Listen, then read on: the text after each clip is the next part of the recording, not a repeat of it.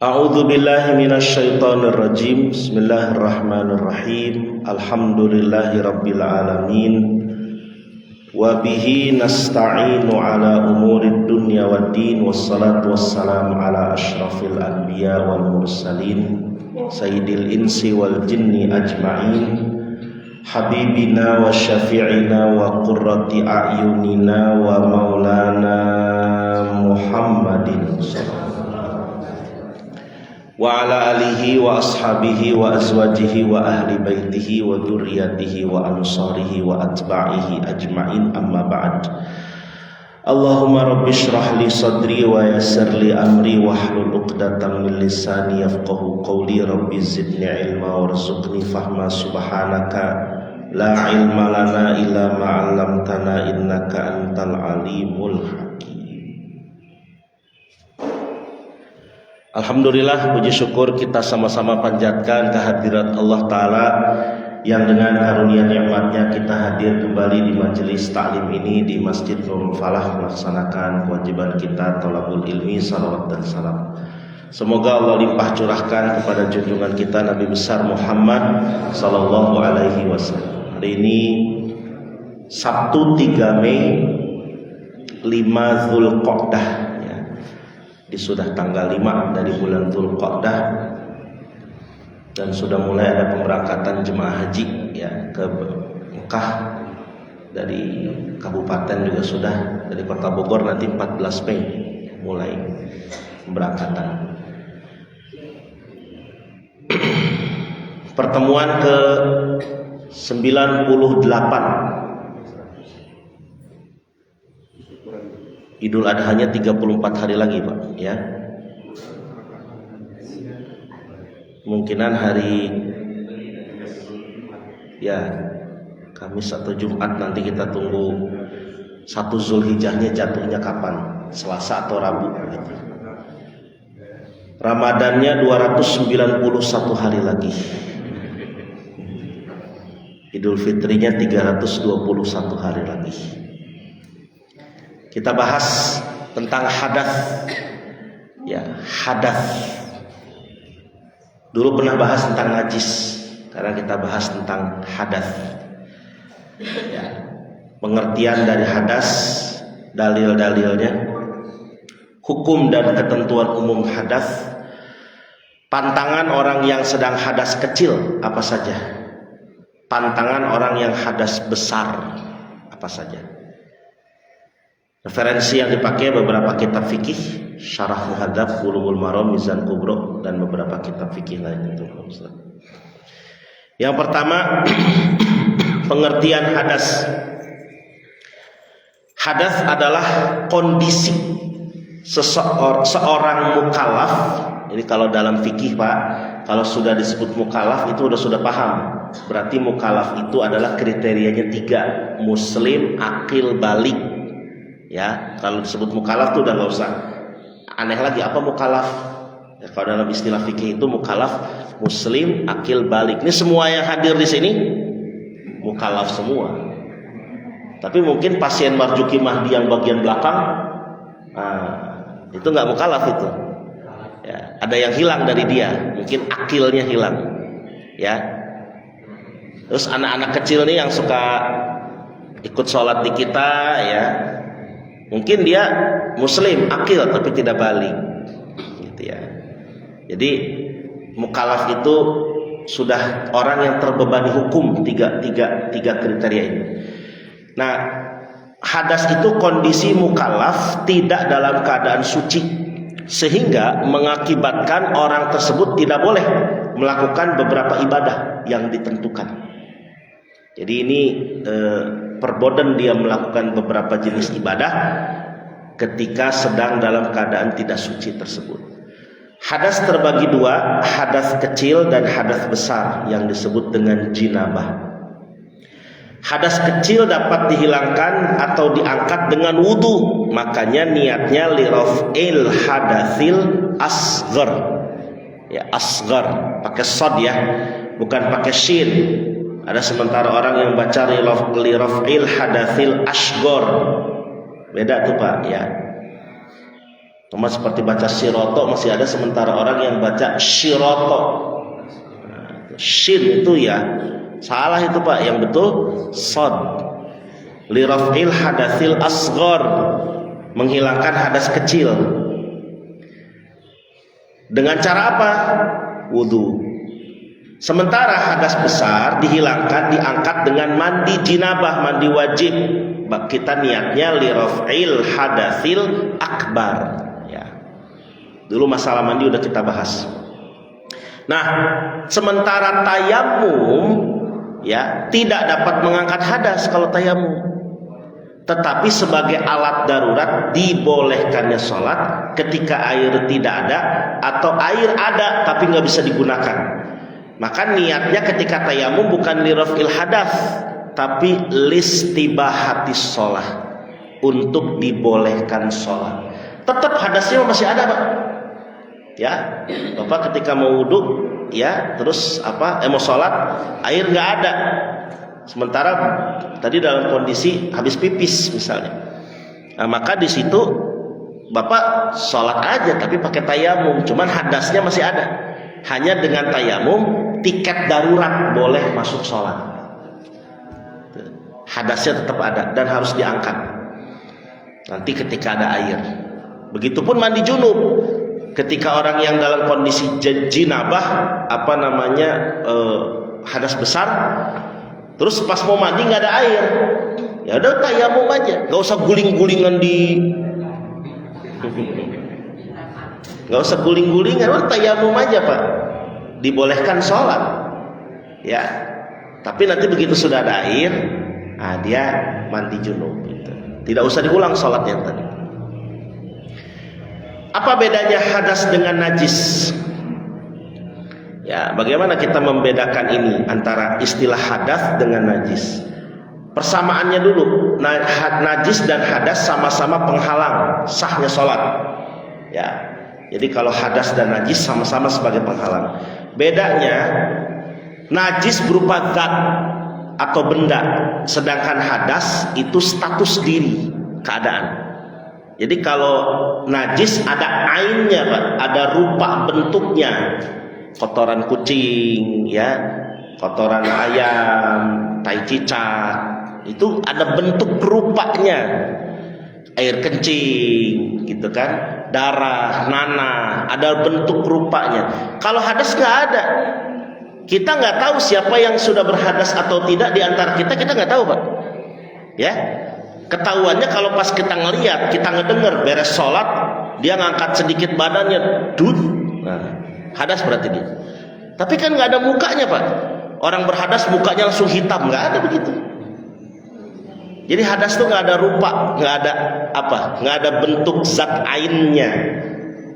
Itu kondisi. Maka harus jujur dalam masalah hadas ini ya. Nah, karena nggak ada yang tahu seseorang berhadas atau tidak kecuali dirinya dengan Allah tentu saja. Jadi itu bedanya. Kalau najis berupa zat, kalau hadas kondisi diri, status diri.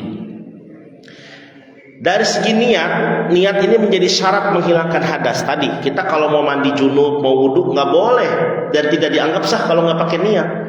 Kalau Bapak pas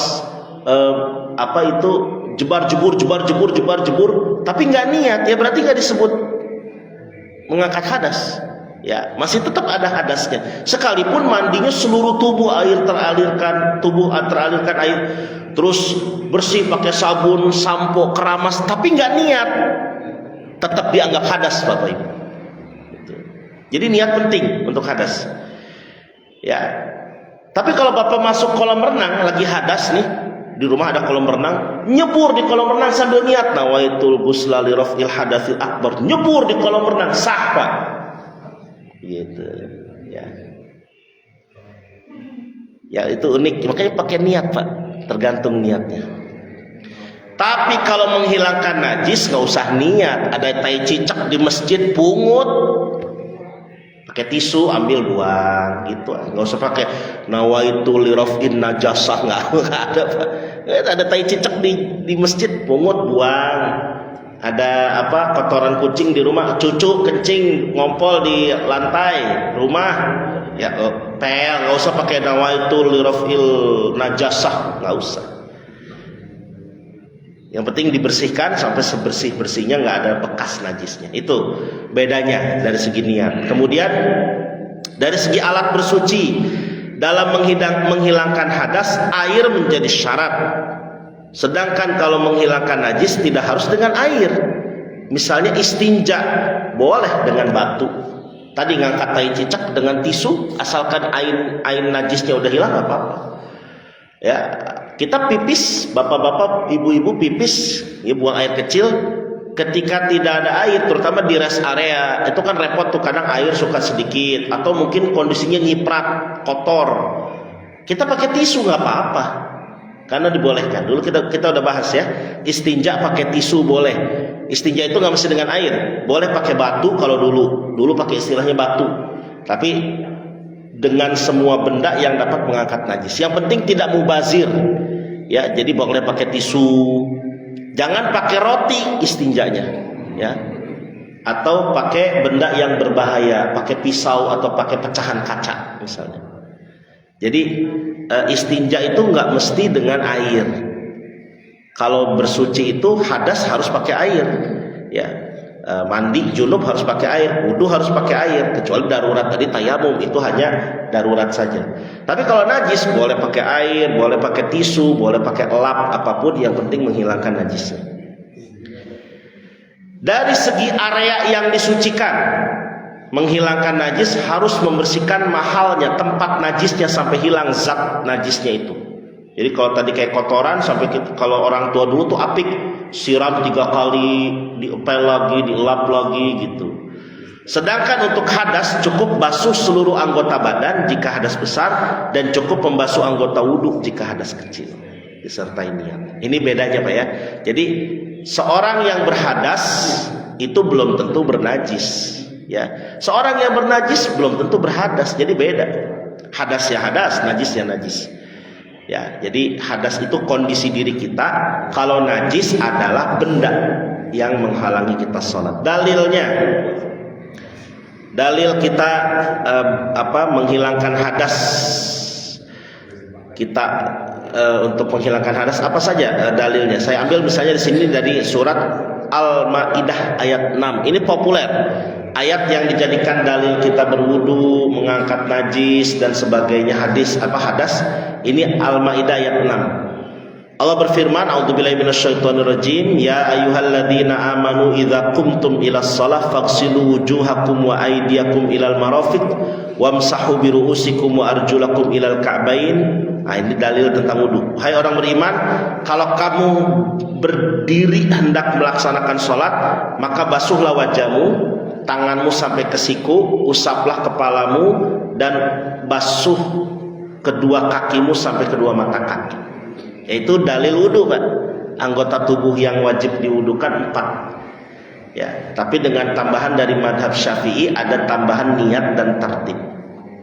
Jadi ini urutannya sesuai dengan Al-Quran. Adapun kalau kuping, kumur-kumur masukin air ke hidung, itu sunnah, ya kategorinya. Yang wajib yang ini, yang 4 ini, ya. Terus di situ Allah katakan, wa in kuntum junuban fattahharu. Kalau kamu dalam keadaan junub, mandilah. Wa in kuntum mardo au ala safarin, kalau kamu dalam keadaan sakit atau dalam perjalanan, au jaa ahadum minkum minal ghaid, atau kembali dari tempat buang air, habis buang air besar, au lamastumun nisa, atau kamu menyentuh perempuan, falam tajidu ma'an, pas mau sholat gak ketemu air, fatayammamu sa'idan thayyiban, maka bertayamumlah dengan tanah yang baik. Famsahu biwujuhikum wa aydikum min, kalau tayamum cukup mengusap wajah dan tangan saja. Ma yuridullahu liyaj'ala 'alaikum min haraj, Allah tidak sedikit pun menginginkan kesulitan bagi kamu. Walakin yuridu liyutahhirukum, Allah sangat ingin mensucikan kamu, wa liyutimma ni'matahu 'alaikum la'allakum tashkurun, dan Allah hendak menyempurnakan nikmatnya atas kamu agar kamu bersyukur. Nah, ini dalilnya Pak. Kalau kita mau sholat, wudu. Kalau kita junub, mandi, gitu ya. Kalau sakit, safar, atau nggak ada air, tayamum. Udah itu jelas kok ya, mudah sekali. Al-Maidah ayat 6. Ini dalil utama dari kita mengangkat hadas. Terus ada lagi hadis riwayat 5 ahli hadis dari sahabat perempuan bernama Busroh binti Safwan. Nabi bersabda, "Man massa dzakarahu falyatawaddo." Siapa yang menyentuh kemaluannya hendaklah ia wudu. Apa menyentuh kemaluannya itu ya? Menyentuh memegang. Ada orang namanya Robert, orang Cina dipanggilnya Koko. Jadi Koko Robert gitu, Pak. Ada orang namanya Robert Cina dipanggilnya si Koko, jadi Koko Robert. Memegang kemaluan, Pak. Megang kemaluan wudu. Hadis riwayat Muslim, "Idza jalasa baina syu'abihal arba' wa masal khitan al-khitan faqad wajabal ghuslu wa illam yanzil." Bila seorang laki-laki duduk di antara 4 potongan tubuh wanita, 2 tangan dan 2 kaki, dan tempat khitan laki-laki bertemu tempat khitan wanita, maka sungguh wajib mandi sekalipun tidak keluar mani. Ini dalil untuk berjima wajib mandi. Kalau orang yang berjima berhubungan suami istri wajib mandi sekalipun tidak keluar mani, cuma nempel doang ya. Pas baru nempel, cucu ngetok pintu, tok-tok kakek ya, baru assalamualaikum gitu dong, Pak, wajib mandi itu. Nah ini dalil ya untuk mandi junub. Kita lihat hukum dan ketentuan umum hadas. Seluruh ulama sepakat, orang yang hadas kecil wajib wudu, orang yang hadas besar wajib mandi. Ini patokan utama ya. Itu ulama sepakat. Orang yang hadas kecil nggak ada cara jalan lain mengangkatnya kecuali wudu. Orang yang hadas besar nggak ada cara lain selain mandi. Penyebab hadas kecil: 1. Sesuatu yang keluar dari 2 jalan. Ma kharaja minas sabilain. 2 jalan berarti kubul dan dubur. Kubul dan dubur. Apapun, baik cair, padat, zat cair, zat padat, zat gas. Apapun yang keluar. Bahkan kalau di mazhab Syafi'i, sekalipun yang keluarnya itu sesuatu yang jarang terjadi. Misalnya apa? Cacing. Keluar dari dubur, keluar, Pak. Terus sudah keluar, dia masuk lagi, batal itu. Mungkin aja ada cacing keluar, ya cacingan gitu. Terus dia nongol, pas mau ditarik, dia masuk lagi, batal udah tuh. Ya. Udah keluar, apapun, darah, nanah, sesuatu yang dari 2 jalan. Apapun yang keluar dari 2 jalan. Termasuk mohon maaf untuk perempuan ada istilah kentut dari kemaluan depan. Ya, dari kubul, batal kalau menurut mazhab Syafi'i ya. Biasanya ini yang sudah sepuh ya. Terus tidur dalam keadaan tidak tetap. Nih bapak-bapak duduk kayak sekarang nih, jarsina nih kan, ngajajar di sisinya, ngajajar di sisina ya. Terus tidur, saya lagi ngajar ngaji gini, bapak tidur. Nah, kecuali Pak Haji Didi merentah sama bapak, sama bapaknya Fikri ini enggak. Kalau duduk begitu, diem, enggak tidur, ya, atau tidur tapi tetap sila, enggak batal. Tapi kalau nyarandek kayak gini, bapak tidur, paham Pak? Itu batal Pak, wudunya Pak, karena enggak tetap, bapak nyender. Tapi kalau kayak Jumatan, itu kan luar biasa. Kalau Jumatan kan, itu ngantuknya tuh datangnya luar biasa Pak kalau Jumatan itu. Entah gimana, apalagi Nurul Falah AC-nya nyala semua. Ngantuk gitu. Ngantuk bawaannya. Ya apalagi khotibnya ya suaranya rendah lagi. Assalamualaikum. Ya, hadirin jamaah Jum'ah rahimakumullah. Ya udah makin nikmat aja dah ya. Tak tahu bangun-bangun Ustaz Rosadi udah komat Pak ya. Itu tidur, kalau bapak sila nggak ngegeser nggak apa-apa, tidak batal ya. Tapi kalau bapak manjangin kaki atau nangkep tuur, bahasa Sunda ya, nangkep tuur gitu, menangkap lutut, duduk sambil menangkap lutut, terus ketiduran, batal.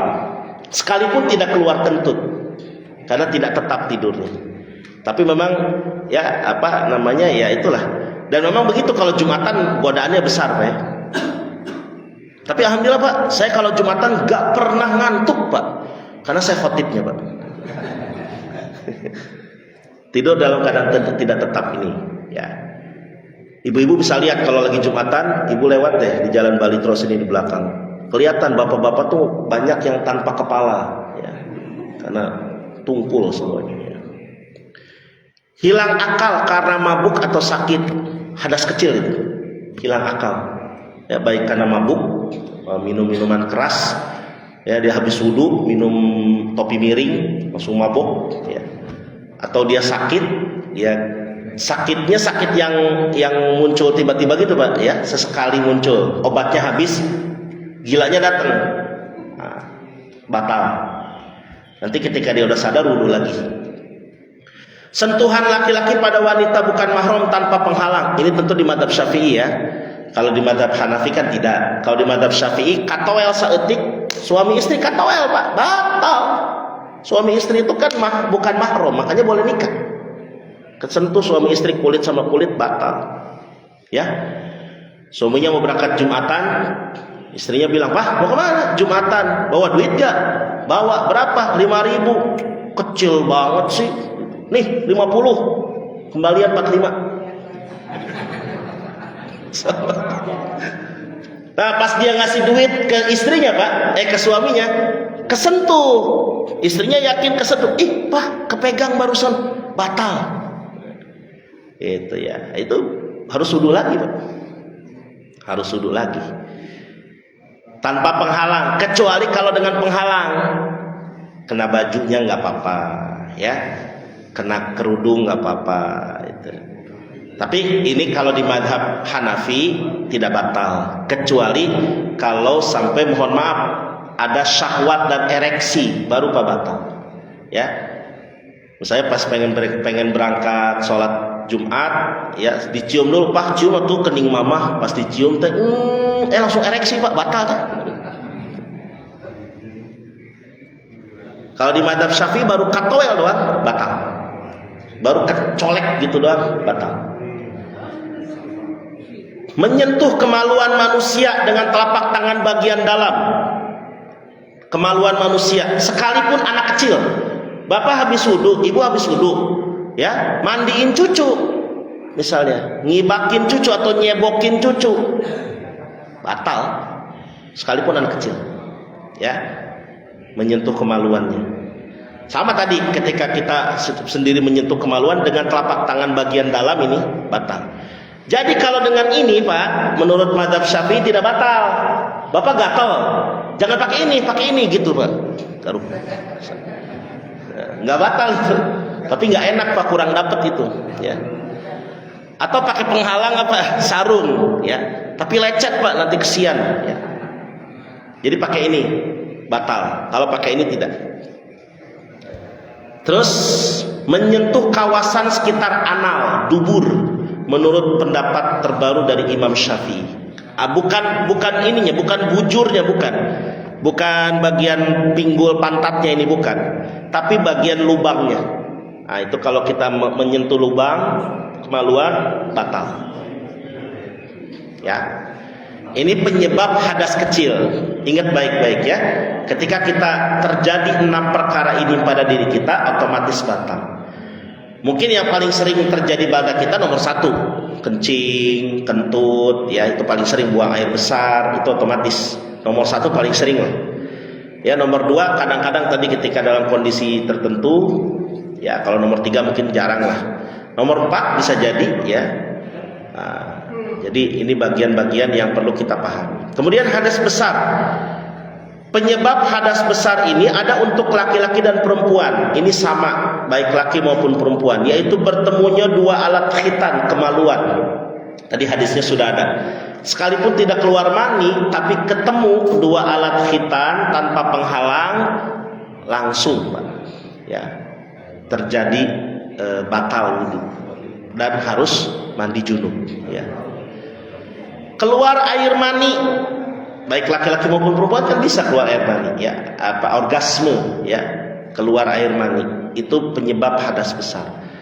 Kalau laki-laki maupun perempuan, baik dengan itu hubungan badan, keluar air mani maupun melihat, mungkin aja ada orang yang dengan melihat doang langsung dia bangun dan langsung keluar mani, Pak. Bisa jadi dengan nonton video porno misalnya, keluar mani. Atau mungkin dengan cara istimna, onani, masturbasi, ya. Lalu kematian wajib mandi. Orang yang mati wajib dimandikan, ya. Tapi sayangnya dia nggak bisa mandi sendiri, kan begitu. Jadi dimandikan. Nah, kalau yang buat ibu-ibu doang, buat anak perempuan nih, kita bapak-bapak laki-laki nih perlu ngingetin ke anak perempuan kita yang masih produktif juga, ya. Haid jelas itu hadas besar. Nifas setelah melahirkan 40 hari, ya. Ada waktu 40 sampai 60 hari. Itu hadas besar. Wiladah saat baru melahirkan, ini untuk perempuan saja. Ini penyebab hadas besar. Paling seringnya kita penyebab hadas besar yang kita lakukan adalah mungkin yang pertama dan kedua tadi, bertemunya dua alat khitan dan keluar mani, ya, baik mimpi basah maupun mungkin ya tadi ada orang yang keluar dengan sendirinya dan dengan cara-cara tertentu. Yang keempat, pantangannya apa sih kalau kita lagi hadas? Orang yang hadas kecil, Pak, pantangannya yang pertama sholat. Dosa, Pak, bukannya pahala itu. Nggak punya wudhu, sholat, baik sholat wajib maupun sholat sunnah, termasuk di dalamnya sholat jenazah. Nggak boleh, harus punya wudhu, ya. Sholat itu nggak boleh dilakukan kecuali dia terangkat hadas kecilnya. Tawaf mengelilingi Ka'bah harus punya wudhu. Ustaz, gimana kalau batal di tengah-tengah? Ya udah, kalau batal harus jujur, minggir, keluar dari barisan, ya. Udah aja dianggap keluar dari barisan dan dia batal tawafnya, dia keluar. Di pinggir sana dia wudhu, di pinggir, ya. Nanti setelah wudhu masuk lagi, nggak usah diulang tawafnya, dihitung dengan hitungan terakhir dia, gitu ya. Misalnya dia tadi sudah di putarannya itu kan, kalau startnya tawaf kan dari Hajar Aswad, dari lampu hijau, dia sudah sampai di Hijr Ismail, kentut, Pak, berarti belum sempurna kan putaran itu, minggir, gitu ya. Wudhu dulu, cari tempat pojokan, pakai botol atau biasa suka ada keran-keran juga di situ. Kalau nggak ada, kita pakai semprotan, pakai spray, wudhu, udah wudhu, masuk lagi. Nanti pas di Hajar Aswad dihitung lagi, baru mulai lagi gitu. Hitungan yang sesuai dengan terakhir kali. Tadi misalnya putaran ketiga, berarti putaran ketiga itu kita dimulai lagi. Gitu ya. Jadi tawaf, kalau tawaf kita tidak punya wudhu, ya berarti tidak sah tawafnya. Dan tawaf ini memang ketentuannya sangat ketat sekali. Jangankan tidak punya wudhu, jangan membelakangi, Ka'bah harus tetap di sebelah kiri. Nggak boleh. Tiba-tiba karena selfie, kalau selfie begini ya, ini mah karena ingin foto jemaah di belakang, dia ngebalik sehingga Ka'bah di kanan, nggak boleh, jadi batal tawafnya, gitu ya. Jadi tawaf ini harus dalam keadaan suci. Lalu menyentuh dan membawa mushaf Al-Quran, tuh mushaf itu harus disentuh dalam keadaan punya wudhu, dan membawa-bawanya harus punya wudhu. Memang ada ulama yang menyatakan kalau mushaf Qurannya itu campuran tafsir, terjemah, dan lebih banyak terjemahan tafsirnya, itu nggak apa-apa. Tapi tentu lebih bagus punya wudhu. Misalnya buku Yasin kan, kalau buku Yasin kan lebih banyak kalimat-kalimat thayyibah yang lain selain ayat Quran, ada terjemah dan lain-lain, itu nggak apa-apa. Tapi sekali lagi lebih bagus punya wudhu, ya. Itu 3 ini aja, Pak, buat yang hadas kecil. Nggak boleh sholat, tawaf, menyentuh, membawa mushaf Quran. Kalau masuk masjid nggak apa-apa, ya, kalau dalam hadas kecil. Nah, sekarang hadas besar, pantangannya. 1, sholat jelas nggak boleh, ya. Orang lagi junub, belum mandi junub, udah mau sholat.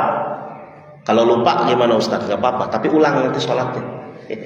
Misalnya lupa bapak, ya malam tadi habis hubungan suami istri, bangun pas sudah adzan, buru-buru ke air wudhu, lupa dia nggak mandi junub, sholat lah di Nurul Falah. Ya, begitu beres sholat pulang ke rumah, Pak, kata istri, tadi mandi gak? Astagfirullah. Ya udah mandi Pak berarti, dan sholatnya ulangi. Ya, baca Quran. Kalau tadi dalam kondisi hadas kecil bapak nggak punya wudhu, baca Quran boleh. Murojaah bapak di mobil boleh. Tapi kalau lagi hadas besar, murojaah satu ayat satu huruf pun nggak boleh dari Al-Quran. Meskipun ada yang mengecualikan kalau itu zikir, ayat Qurannya sudah jadi wirid. Misalnya ayat kursi, Al-Falaq, An-Nas udah dibaca rutin kan sebelum tidur. Bapak habis junub, habis hubungan suami istri, pengen mandi junub, malas malam besok aja sekalian menjelang adzan subuh. Mau tidur baca doa, baca kulhu, falak, binas, ayat kursi, diusap ke tubuh. Itu nggak apa-apa Pak, kalau niatnya sebagai zikir, asal sudah rutin. Ya. Tapi kalau yang nggak boleh ini, misalnya Bapak murojaah juz 29, murojaah juz 27, hafalan-hafalan, lagi junub, nggak boleh. Terus menyentuh dan membawa mushaf sama seperti tadi hadas kecil. Tawaf tidak boleh. Tinggal di masjid, maksudnya berada di dalam masjid lama-lama. Kalau lewat doang nggak apa-apa. Ya, Bapak habis sholat zuhur pulang ke rumah, hubungan suami istri. Baru ingat habis hubungan kacamata ketinggalan di masjid. Baliklah ke masjid, masuk doang ambil kacamata, keluar lagi, nggak apa-apa. Tapi kalau setelah masuk ke masjid ngambil kacamatanya di atas buku, dia baca dulu bukunya lama gitu Pak. Nah itu nggak boleh Pak. Kalau lewat doang nggak apa-apa.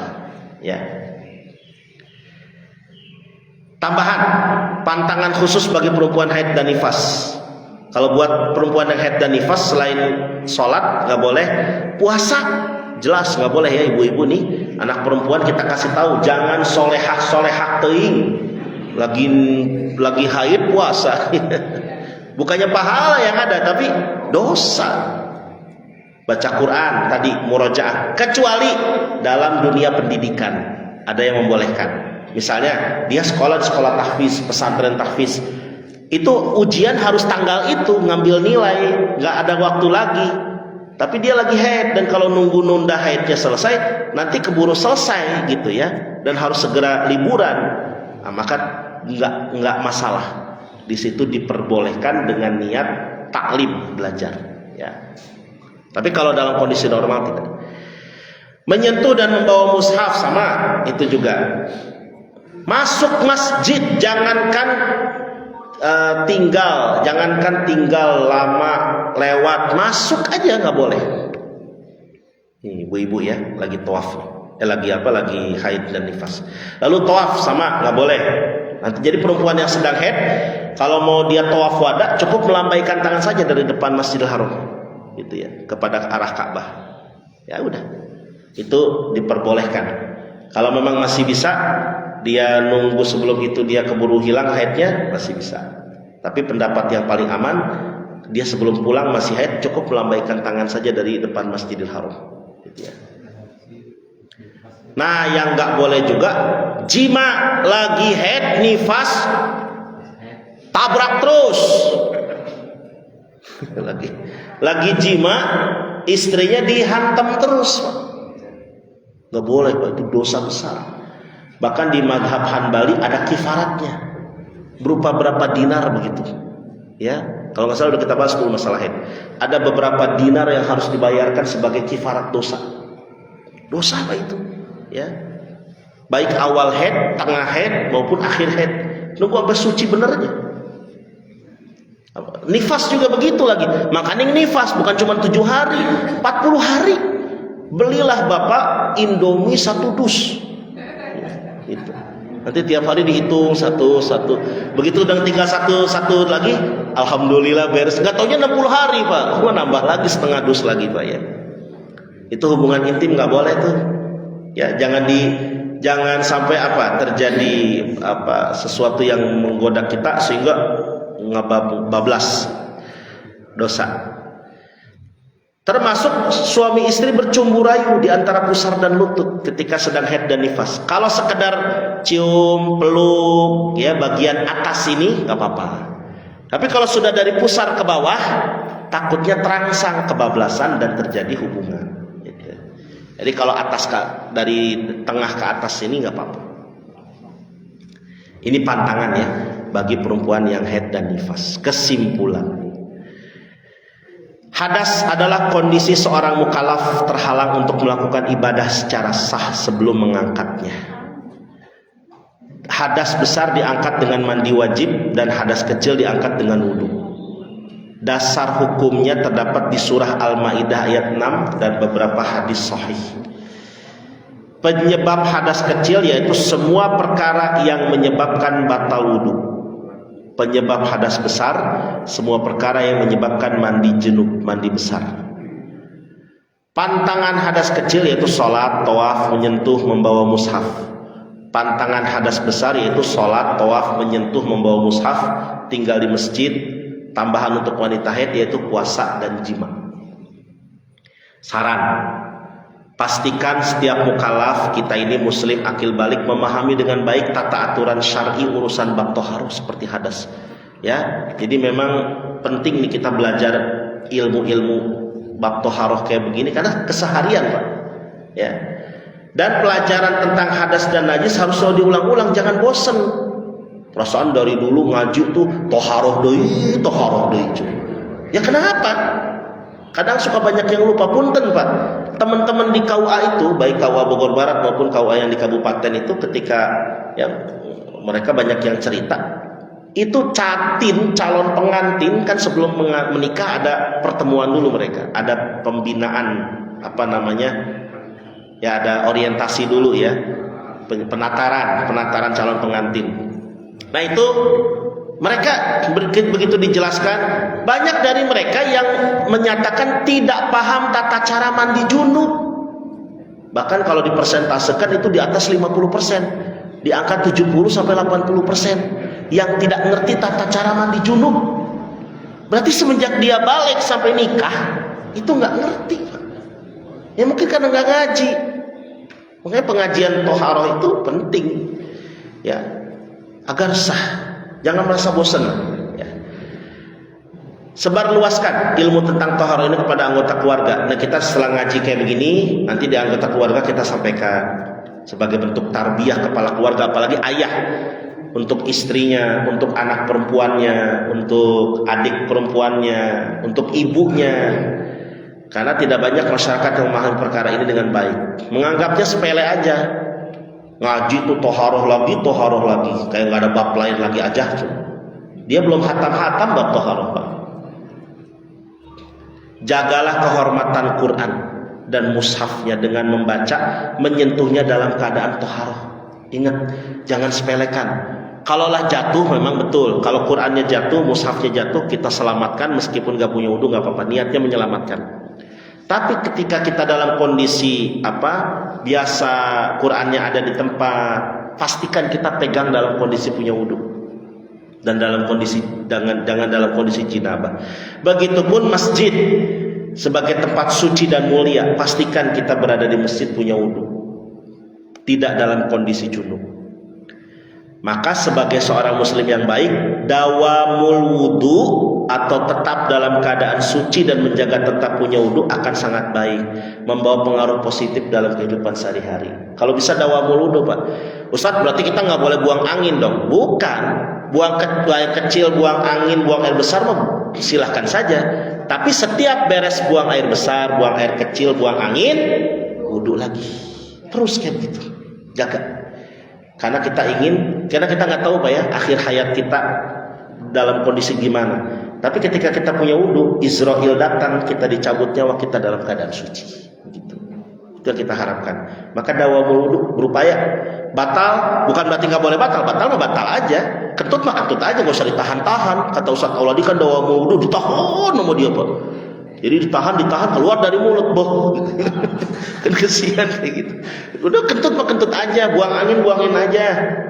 buang air besar, buang air kecil, tapi beres itu segera lagi ambil wudhu. Jangan pernah bosan, karena kita ingin ya wudhu itu menjadi istiqomahnya ibadah kita. Kalaulah kita belum banyak ibadah, setidaknya dengan daun wudhu itu. Syukran katsiran. Terima kasih hatur nuhun. Pembahasan selanjutnya masih ada yang lain ya. Ada alur perjalanan ibadah haji, tata cara penyembelihan hewan, makanan minuman halal haram, wawasan fikih siasah, dan beberapa kajian lainnya insyaallah di pertemuan yang akan datang. Silakan sebelum diakhiri, mungkin ada yang ingin dikemukakan. Mangga Bu Haji. Baik Ustaz, terima kasih. Assalamualaikum warahmatullahi wabarakatuh. Waalaikumsalam. Sebelumnya minta maaf Ustaz, pertanyaannya banyak ada 6. Masya Allah. Silakan Bu. Saya juga dulu mengalami Ustaz. Ya. Yang pertama Ustaz, bila kita harus mandi junub Ustaz, Ya. airnya ada, tapi tidak memungkinkan mandi Ustaz. Misalkan juga ada kamar mandi atau apa, bolehkah hanya berwudu saja? Itu yang nomor 1 Ustaz. Kemudian nomor 2 Ustaz, perempuan itu kan alat kemauannya beda dengan laki-laki Ustaz ya. Perempuan itu lebih mudah kalau bahasa Jawanya itu mirip gitu Ustaz. Netes sedikit sini gitu Ustaz. Gambarnya kadang-kadang perempuan luas sedikit gitu Ustaz. Nah kemudian bolehkah waktu membersihkannya, misalkan ini di luar rumah gitu, dengan tisu kering saja, atau tisu itu harus dibasahin air, kemudian dibersihkan sampai dalamnya. Tapi kalau dibasahin itu kan dirinya celananya basah Ustaz, jadi lembab, jadi penyakit yang berat. Nah itu baiknya bagaimana? Itu nomor 2 Ustaz. Kemudian nomor 3, sebagai informasi juga Ustaz, sekarang ini kalau kita tawaf, di sekitar tempat tawaf sekarang sudah ada tempat wudhu Ustaz, alhamdulillah. Jadi nggak usah jauh-jauh kita kalau batal berwudhu begitu. Nah pertanyaannya Ustaz, kalau misalkan kita batal karena membalikan badan gitu kan, berarti kita harus berwudhu kan Ustaz? Nah itu harus diulang atau tinggal lanjutkan saja? Itu tawafnya itu. Iya. Ya dulu Ustaz, terima kasih. Iya, enggak. Ya, yang pertama mandi airnya kurang. Airnya ada Ustaz. Air ada. Tapi nggak mungkin mandi. Tempatnya dari kamar mandi. Nggak ada tempat mandinya. Nggak ada tempat mandi. Apakah harus ke tempat mandi? Misalnya tuh di mana Ibu kayak begitu? Misalnya sih, ya misalkan kita di tempat terbuka di tanah lapang atau di mana gitu. Tapi dalam kondisi junub. Ya, misalkan. Iya. Misalkan seperti itu. Iya, jadi kriteria kita tayamum itu harus kita pertama itu airnya tidak ada, benar-benar tidak ada. Yang kedua, airnya ada, tapi tidak cukup untuk digunakan mandi, hanya ada sekedar untuk minum.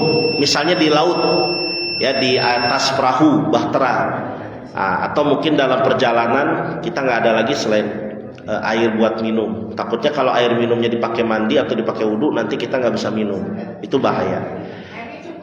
Nah ini airnya cukup, tapi tempat tutupnya tidak ada. Nah tapi di situ tidak ada ketentuan tempat mandi itu harus tertutup. Maksudnya tertutup permanen. Jadi dengan demikian air ada, tapi tempat tutupnya doang gimana nih? Tinggal cari cara. Begitu. Biasanya kalau seperti itu di daerah sawah persawahan, ya air ngocor. Ada sungai Bu, sungai kan deras, atau ada air yang dari bambu tuh keluar gitu, tapi nggak ada tutupan, gimana ini? Minta tolong tutupin sama suami kita, sama anak kita, sama apa? Pakai alat, pakai daun atau apa? Tetap. Atau begitu aja pakai baju aja Bu, pakai baju aja. Boleh Ustaz, boleh, nggak apa-apa pakai baju. Kita pakai kemben, pakai baju, nih pakai baju biasa. Nyebur aja langsung di kali sungai atau di bawah pancuran itu, nawaitul ghusla li rafil hadatsil akbar, terus gitu ya. Jadi tetap harus mandi, karena tidak ada alasan dengan tidak ada penutup ruangan yang tertutup kita tidak mandi. Kita tinggal tutupi badan kita, yang penting air pastikan ngalir ke seluruh tubuh gitu. Nanti begitu sudah selesai mandi, salin ya kita pulang gitu ya, pulang atau cari tempat lain untuk salin baju kita. Jadi tetap. Terus perempuan netes air seni kadang tidak terasa, pakai tisu kering saja atau bagaimana Ustaz? Kalau air seni keluar, Bapak Ibu ini bukan cuma ibu-ibu aja, sebenarnya bapak-bapak juga mungkin aja yang sudah kerannya udah rada dol, ya. Itu ketika itu netes ke celana dalam, lalu kita mau pakai sholat, sah nggak? Tidak sah. Celana dalamnya harus dibuka dulu, Pak. Ya, jadi pakai celana biasa aja. Atau biasanya di masjid-masjid, di rest area suka disediakan sarung. Nah, atau bagusnya kita bawa aja sarung, ya. Kalau saya biasanya BHS, Pak. Ngasih tahu doang sama. Jadi pakai sarung, bawa sarung gitu ya. Celana dalamnya kalau kita bersihin itu sulit. Kalau air kencing itu kan nempel sifatnya. Jadi kalau kita mau pakai ini dulu, kita di kamar mandi dicuci dulu, dipakai lagi nggak betah, basah. Mendingan lepas aja udah. Celana dalamnya lepas, masukin kresek dulu. Kita sholat pakai sarung atau nggak pakai celana dalam, pakai celana nggak pakai celana dalam, ya sholat. Nanti habis itu pakai lagi celana dalam yang tadi, nggak apa-apa karena kan tidak sholat, ya. Kita pakai celana dalam yang ada najisnya tadi, karena itu najis. Dengan dibersihkan begitu nggak akan yakin. Termasuk punten bapak-bapak nih, kita kalau pipis juga kadang suka, jangan dilupakan Pak, itu suka masih ada yang ngecelak Pak dari ujung kemaluan tuh. Jadi pastikan pakai tisu. Setelah pakai air, dielap pakai tisu, karena suka ada yang ngecelak, gitu. Dari ujung kemaluan, meskipun setetes, itu menyebabkan tidak sah sholat kita. Jadi harus maksimal. Kalau mau jaga wudu saat bepergian, tapi tadi kayak misalkan sampai celana gimana? Ya, kita yakinkan begitu ngecelak, nanti begitu sudah sampai di rest area wudu lagi, gitu aja. Nggak apa-apa, karena kan tadi najis dengan hadas beda. Iya, walaupun kita pakai celana yang bernajis, tapi kita berwudu, berarti kita sudah hilang hadas kecil, najisnya tinggal dibersihkan. Gitu. Terus yang ketiga, sudah ada tempat wudu sekitar tawaf, ya memang betul, hanya memang terbatas ya, dan kadang juga buat pipis mah nggak bisa. Jadi memang pipis harus keluar toilet 6, toilet 3, balik lagi udah ditutup pintunya Pak. Ya. Jadi makanya kalau buat wudu doang bisa. Ulang nggak tawafnya? Tadi sudah saya jelaskan. Tawafnya tidak perlu diulang, cukup lanjutkan, ya. Nah, kalau tadi balik badan itu bukan batal wudu, tapi batal tawafnya, ya. Jadi dia cukup melanjutkan saja. Misalkan tadi udah putaran kelima, ya berarti dari kelima lagi, dari awal yang kelima itu nanti tinggal lanjutin 5, 6, 7, gitu. Seperti itu. Ya, mangga Pak Haji. Sebentar Pak Haji nih, tadi mau nanya dulu nanti. Biasanya kalau lihat film porno atau baca cerita, kadang-kadang sebelum mandi ada air keluar. Iya. Keluar cairan ya. Iya. Apakah kita harus mandi ketika keluar cairan prolong, cairan prak, ya, keluar air mani? Apakah perlu mandi atau tidak?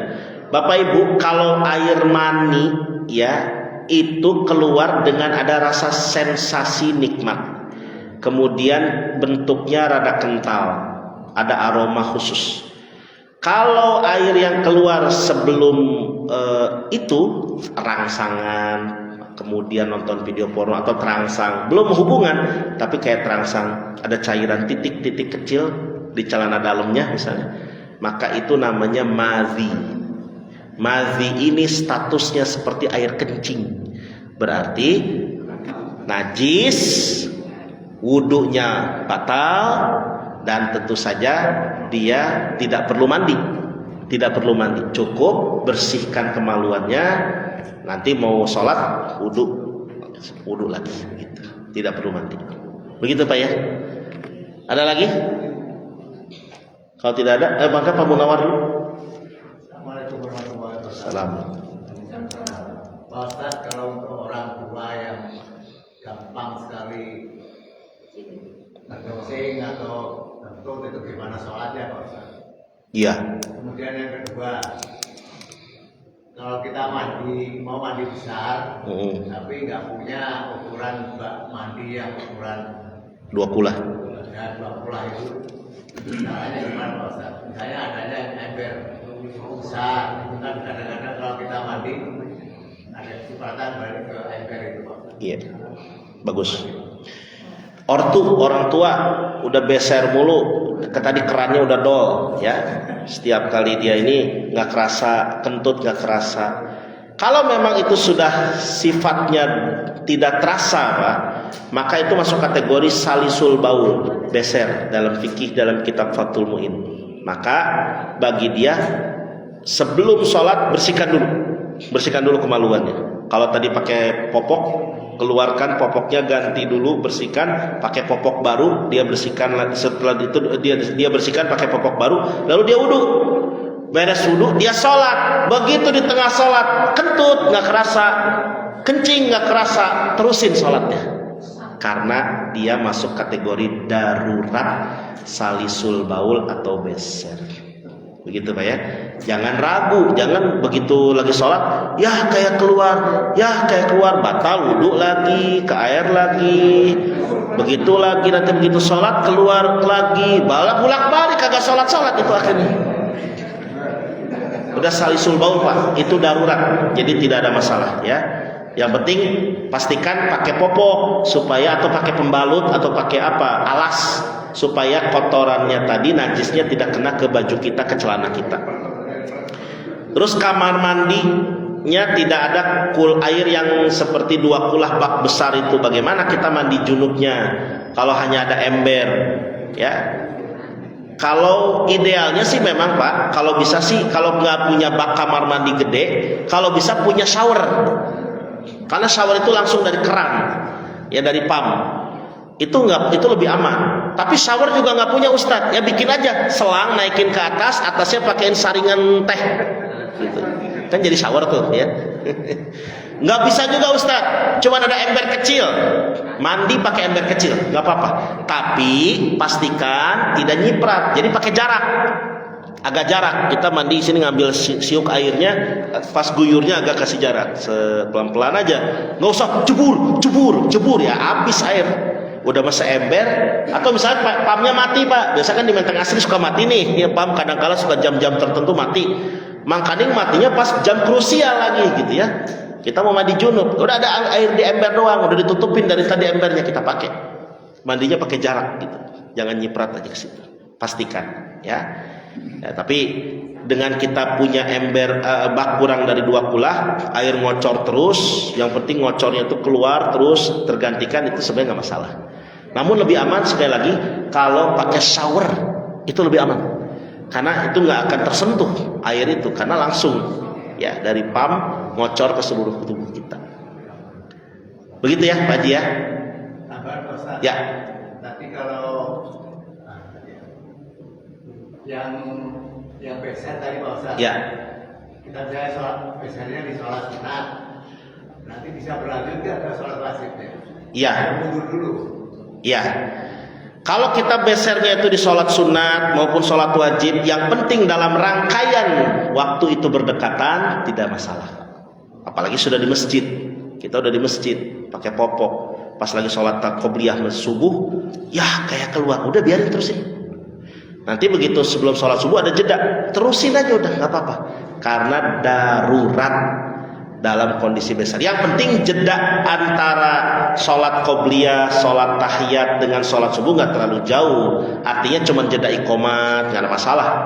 Tapi kalau ini jedanya misalnya antara qobliyah, Bapak misalnya ngobrol dulu, keluar masjid dulu, jalan-jalan dulu sekitar masjid, nanti begitu qomat sudah datang baru masuk, nah itu udah nggak bisa. Mendingan itu wudu lagi dan ganti lagi pempesnya, begitu. Jadi kalau masih di masjid, jeda cuman jeda iqomat, tidak ada masalah. Gitu ya. Ada lagi? Tepat Haji Yudi dulu Bu, Bapak. Nah, kalau darah itu gimana? Kalau misalkan kita bagi muka terus tempel apa? Perban. Mana apa? Tapi kan kita kadang-kadang darah itu keluar tambah. Ya. Darah ini masuknya kategori najis, bukan hadas. Jadi ketika kita sedang sholat, terus darah ini nempel, kita pakai apa itu? Perban ya, pakai pen, pakai alat penutupnya. Kemudian ketika sholat ngocor, itu yang penting sudah ditutup, dan dia apalagi tinggal sisa-sisanya itu dimafu Pak, dimaaf. Yang penting sudah ditutup. ya, yang bisa menyebabkan sholat kita batal itu kalau darah yang tiba-tiba betus saat itu. Mungkin aja, mungkin ada bisul nih di tangan, ya, bisul, udah nggak nahan semua, udah mau betus, nggak ditutup sama dia, dibuka gini aja, cuek aja dia. Pas dia takbiratul ihram, ya tiba-tiba betus, ngocornya banyak, nah batalin karena najis. Ini kalau pakai perban dan memang sudah ditutup dari awal nggak ada masalah. Itu najis yang dimakfu karena dalam sholat. Ya, yang penting sudah ditutup. Begitu Pak Haji. Mangga Ibu tadi mau nanya lagi? Makasih Ustaz, lanjutannya Ustaz. Ustaz katanya kalau hadis kecil baca Al-Quran kan, pegangnya kan Ustaz. Terus gimana kalau bacanya itu pakai HP? Kan sekarang HP banyak Al-Quran. Bagus. Apakah itu dianggap Al-Quran atau gimana Ustaz? Iya. Untuk nomor 2 Ustaz, perempuan haid Ustaz tinggal sedikit. Katanya tadi kalau haid nggak boleh masuk ke masjid, tapi ada yang bilang boleh Ustaz kalau tinggal sedikit. Dan gimana Ustaz? Yang kedua, yang ketiga Ustaz, nah ini soal mazhab Ustaz. Iya. Kan katanya kebanyakan kita mazhab Syafi'i. Iya. Dari mana kita tahu mazhab kita mazhab Syafi'i? Orang tua kita aja nggak tahu gitu. Dan bagaimana kita tahu mazhab kita? Itu satu ya. Ya, panjang ya tentu terakhir. Ya, kita dalam kondisi hadas kecil boleh baca Quran, tidak masalah baca Quran. Yang penting hadas kecil, sekedar murojaah. Kalau menyentuhnya tidak boleh, harus punya wudu. Bagaimana dengan yang di HP? Di HP ini itu masuknya kategori mushaf Quran yang berada di dalam kotak, di dalam amtiah, benda. Misalnya analoginya itu sama seperti Bapak nyimpen mushaf Quran di dalam peti, di dalam sebuah peti kotak. Begitu pegang kotaknya nggak masalah. Tapi begitu kotaknya dibuka, mushafnya dipegang, itu yang nggak boleh. Maka ketika masih di dalam HP, belum dibuka aplikasinya, itu nggak apa-apa, nggak punya wudu. Tapi begitu Bapak Ibu buka aplikasi Quran, harus punya wudu. Seperti itu ya. Walaupun hadas kecil, karena hadas kecil kan tadi sudah dijelaskan, megang mushaf nggak boleh. Kalau baca Quran masih boleh. Terus haid tinggal sedikit lagi, bagaimana? Lebih aman dan lebih baik bagi kita apik dalam hal ini. Ya, jadi walaupun tinggal sedikit lagi, ada sisa-sisa lah.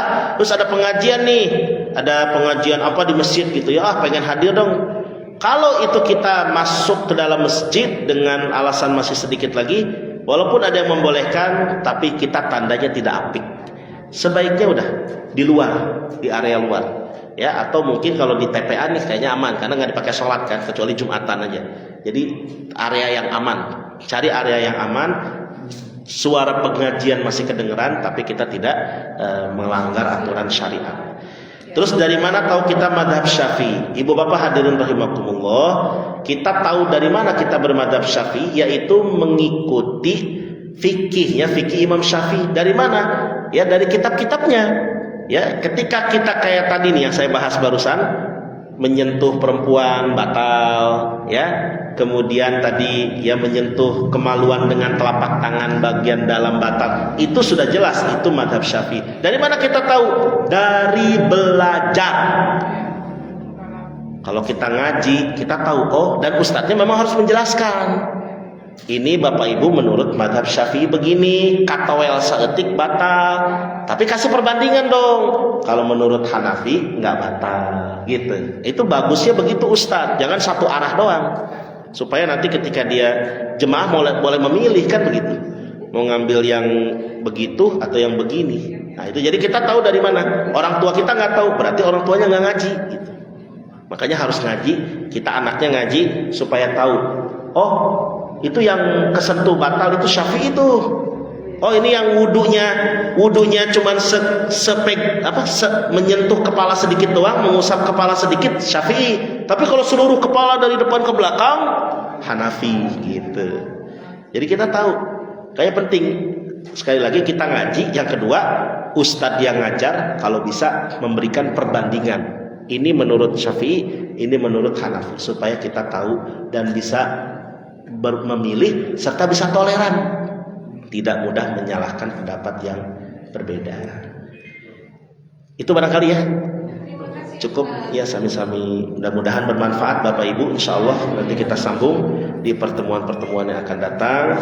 Kita tutup dengan doa ala hadhihi niyah wa likulli niyatin shalihah. Al-Fatihah. A'udzubillahi minasyaitonir rajim. Bismillahirrahmanirrahim. Alhamdulillahirabbil alamin arrahmanir rahim maliki yaumiddin. Iyyaka na'budu wa iyyaka nasta'in. Ihdinas shiratal mustaqim. Shiratal ladzina an'amta 'alaihim ghairil maghdubi 'alaihim waladdallin. Amin ya Allah ya rabbal alamin. Alhamdulillahi rabbil alamin. Allahumma lakal hamdu kulluhu wa lakas syukru kulluhu wa ilaika yurja'ul amru kulluhu. Allahumma shalli wa sallim ala sayyidina Muhammad adada kulli da'in wa dawa. Allahumma anfa'na bima 'allamtana wa 'allimna ma yanfa'una wa zidna ilman nafi'a. Walhamdulillah ala kulli hal wa na'udzubillahi min syarri ahwali ahli nar. Rabbana atina min ladunka rahmah wa hayyi' lana min amrina rasyada. Allahumma ja'al jam'ana hadza jam'an marhuma, tafarruqana min ba'dihi tafarruqan ma'suma. Rabbana atina fid dunya hasanah wa fil akhirati hasanah wa qina adzabannar warzuqna jami'an husnal khatimah. Sallallahu ala sayyidina Muhammadin wa alihi wa sahbihi wasallam. Subhana rabbika rabbil izzati amma yasifun wa salamun alal mursalin walhamdulillahi rabbil alamin. Subhanaka Allahumma bihamdik asyhadu an la ilaha illa anta astaghfiruka wa atubu ilaik. Wallahul muwaffiq ila aqwamit thoriq. Assalamualaikum warahmatullahi wabarakatuh.